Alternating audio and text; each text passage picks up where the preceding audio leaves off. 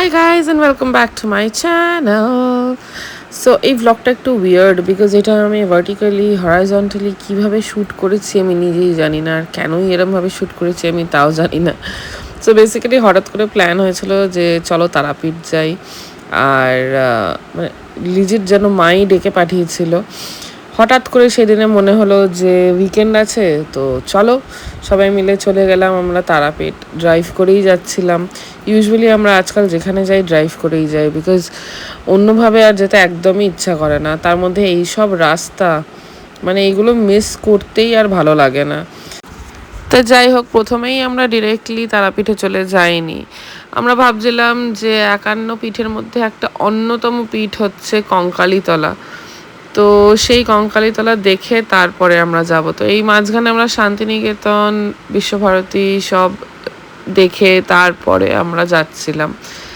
এখানে শান্তিনিকেতনের মধ্যে থেকেই আমরা যাচ্ছি আর ভীষণই সুন্দর. অবভিয়াসলি তোমরা যারা শান্তিনিকেতন গেছো তো আমরা ওখানে অবশ্য দাঁড়াইনি কিন্তু শান্তিনিকেতনের মধ্যে থেকে গেলেই মনে হয় যেন ওয়াও মানে সাচ অ্যান অ্যামেজিং প্লেস. আর তোমরা কখনো নোটিস করেছো কিনা জানি না শান্তিনিকেতনের বাড়িগুলো জাস্ট অন্য লেভেলের সুন্দর. মানে কি বলবো. যাই হোক এইখানে আমরা অলমোস্ট পৌঁছে গেছিলাম কঙ্কালীতলাতে. কঙ্কালীতলাটা অ্যাকচুয়ালি হচ্ছে 51 পীঠের মধ্যে একটা তো অবশ্যই. আর ওইটার কারণ হচ্ছে এখানে মানা হয় যে মা সতীর দেহের কঙ্কাল মানে কোমরের অংশটা এখানে পড়েছিল. অ্যান্ড তারপর থেকে অবভিয়াসলি এটাকে 51 পীঠের মধ্যে একটা মানা হয়. আর ভীষণ শান্তির একটা জায়গা. মানে তুমি ভেতরে যদি ঢোকো মনে হবে যেন আশেপাশের কোনো কোলাহল তোমাকে টাচ করছে না. এতই সুন্দর একটা জায়গা. তা এখানে একটা শিব মন্দির আছে. এই শিব মন্দিরটা দেখে আর তারা এখানে মানে যখনই এরকম ঘন্টা দেখে ও খুবই এক্সাইটেড হয়ে যায় ওটাকে বাজানোর জন্য. তো যাই হোক ওটা দেখে দেন মাকে দর্শন করে আমরা ওখান থেকে বেরিয়ে যাই. বেরিয়ে যাওয়ার পথে আমরা তারাপীঠ যাচ্ছিলাম অবভিয়াসলি. অ্যান্ড বেরিয়ে যাওয়ার পথে একটা গ্রামের মধ্যে থেকে আমরা অ্যাকচুয়ালি বেরোচ্ছিলাম. কিন্তু গ্রামের বাড়িগুলো দেখে তো আমরা স্টান্ড. মানে তোমরা জাস্ট দেখো এত সুন্দর কারিগরি. বাড়ির বাইরে ওরা কি সুন্দর আর্ট করে রেখেছে. মানে ভাবাই যায় না এত সুন্দর সুন্দর সব আর্টিস্ট আমাদের দেশের মধ্যে সব লুকিয়ে আছে. এদেরকে মানে যদি লিটারালি বের করে দেওয়া হয় অ্যান্ড এক্সপোজ করা হয় তাহলে তুমি বুঝতে পারছো কোন লেভেলের আর্টিস্ট এক্সপোজ হবে. জাস্ট হয় না বলেই এরা চান্স পায় না. জাস্ট দেখো মানে কি সুন্দর আর্ট ফর্ম. মানে কি সুন্দর ড্রয়িংস অ্যান্ড পেন্টিংস. তা যাই হোক এই করতে করতে আমরা পৌঁছে গেলাম তারাপীঠে. অ্যান্ড তারাপীঠে পৌঁছে গিয়ে এই দেখো কি করছে এরা. জাস্ট দেখো. মামা তুমি করেছো এটা? এ বাবা দাদা করেছে. হ্যাঁ তার মধ্যে একবার আমি মন্দিরে অলরেডি ঘুরে এসেছি আমরা সবাই. আর তার মধ্যে এইটাকে পেয়েছি. এইটা আমার শ্বশুরমশাই মানে সরবের বাবা কিনে দিয়েছে. And it was so so cute. তো যাই হোক এরপরে আমরা রেডি হয়ে গেছিলাম. রেডি হয়ে গিয়ে আমরা বেরিয়ে পড়েছিলাম আরেকটা মন্দিরের জন্যে. সেটা হচ্ছে শ্রী নলটেশ্বরী মন্দির মানে মা নলটেশ্বরী মন্দির. তোমরা অ্যাকচুয়ালি ওখানে যেতে পারো. ভীষণ জাগ্রত. আরেকটা 51 পীঠের মধ্যে আরেকটা এটা. এখানে মায়ের কণ্ঠ এসে পড়েছিল. আর একটা সিমিলার এখানে আমি অনেক দিন আগে মানে প্রায় 1 বছর আগে আমি এখানে একটা মানত করে গেছিলাম. অ্যান্ড বাই দ্য ওয়ে আমাদের সঙ্গে গোপালও গেছিল. গপু অ্যাকচুয়ালি হঠাৎ করে প্ল্যান হয়েছিল বলে আমরা বুঝতে পারছিলাম না কোথায় রেখে যাব কার কাছে রেখে যাব. তাই গপুকে নিয়েই গেছি. অ্যান্ড পুরো পুজো ওখানে হয়ে গেছে. এটা পুরোপুরি গপুরই ইচ্ছে ছিল যাওয়ার. And it was such a delight to watch him like this. Just look at him, the cutest little angel ever. মায়ের সাথে বসে আছে. তো যাই হোক ওখানে আমরা পুজো টুজো দিয়ে বিকজ মানতটা পুরো হয়ে গেছিলো মায়ের ইচ্ছাতে. দেন ওখান থেকে আমরা বেরিয়ে গেছিলাম. আর এই রাস্তাটা উফ কি অসাধারণ. ভীষণ গরম ছিল কিন্তু এই রাস্তা থেকে যাওয়া আসতেই আমাদের মানে মন জুড়িয়ে গেছিলো.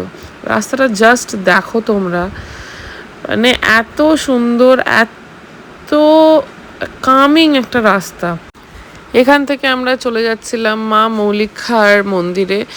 আর এই মা মৌলিক্ষার মন্দিরের সাজেশনটা অ্যাকচুয়ালি আমরা যেই হোটেলে ছিলাম সেই হোটেলের মালিক বা ম্যানেজার যেই ছিলেন সে দিয়েছিলেন। অ্যান্ড সত্যি কথা বলতে থ্যাংক গড দিয়েছিলেন, বিকজ এত সুন্দর মন্দির লিটারালি কমই হয়। আর এই দেখো এখানে এইটা দেখে তো আমি অবাক যে ও মাই গড পিরামিড।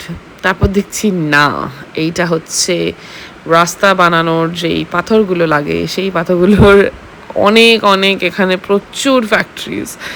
তো এই করতে করতে আমরা দেখতে দেখতে চলে যাচ্ছিলাম মা মৌলিক্ষার মন্দিরে। তো ওইটা হচ্ছে অ্যাকচুয়ালি একদম গ্রামের মধ্যে একটা মন্দির। অ্যান্ড অবশ্য ওটা ওয়েস্ট বেঙ্গলের মধ্যেও না, ওটা অ্যাকচুয়ালি ওয়েস্ট বেঙ্গল ছাড়িয়ে ঝাড়খণ্ডে পড়ে। অ্যান্ড তোমরা কজন গেছো আমরা জানি না, কিন্তু যদি তোমরা কখনো তারাপীঠে যাওয়ার স্পেশালি যদি কারে যাও তাহলেই যেও, কারণ ওখানে অনেকটাই দূর অ্যাকচুয়ালি। আর এই দেখো মা মৌলিক্ষা মায়ের ফেস, মানে এখন আমি এডিট করতে করতে দেখছি আর নিজেই আবার মুগ্ধ হয়ে যাচ্ছি। আর এখানে দেখো এই ছাগলগুলোকে সব প্রসাদগুলো দিচ্ছিল, বলছিল যে চাইছে তো দিয়েই দি।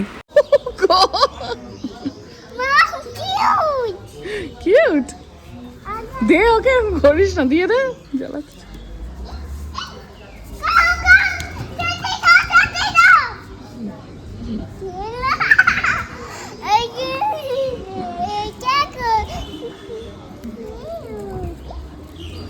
আর একটাই আছে কে? আরে আর নেই, দিয়ে দে দিয়ে দে। একটা কে খেলো? দুটো খেলো। ও ও মাই গড,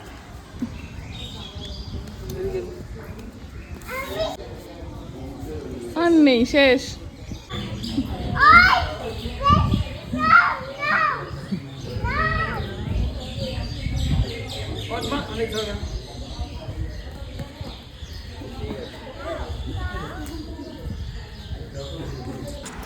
দেন তার পরের দিন সকালবেলা আমরা বেরিয়ে গেছিলাম একটু মন্দিরে যাওয়ার জন্য। ওখানে চা খেয়ে দেন আমরা মন্দিরের ভেতরে আবার যাই। আর ভেতরে ঠিক না, গর্ভগৃহতে আর ঢুকিনি। আর এই দেখো যেটার জন্য হয়তো তোমরা সবাই ওয়েট করছিলে, মায়ের মুখ। অ্যান্ড এত সুন্দর, উফ, মায়ের মতন সুন্দর কেউ হয় বলো? যাই হোক,